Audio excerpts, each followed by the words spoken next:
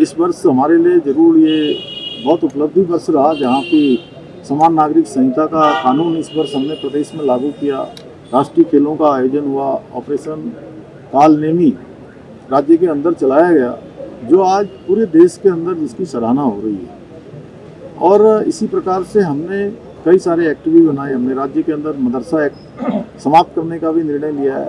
बड़ी सारी ज़मीनें जो अवैध रूप से अतिक्रमित की हुई थी, 10,000 एकड़ से अधिक ज़मीनें हमने इस अतिक्रमण से मुक्त कराई है।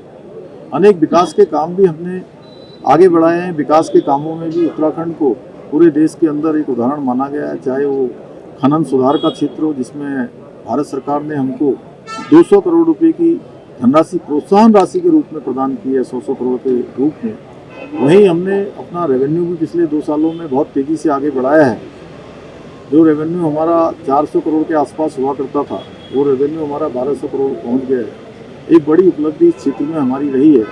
SDG इंडेक्स में, सस्टेनेबल डेवलपमेंट गोल्स में भी हम देश के पहले पायदान पर आए हैं। पहले नंबर पर हमारा स्थान आया है। ईज ऑफ डूइंग बिजनेस हो, ईज ऑफ लिविंग बिजनेस हो, सिंगल विंडो सिस्टम हो, या हमारे इन्वेस्टर समिट में हुए MOU को धरातल पर उतारना हो, इन सभी क्षेत्रों में एक बड़ी उपलब्धि हमको प्राप्त हुई है।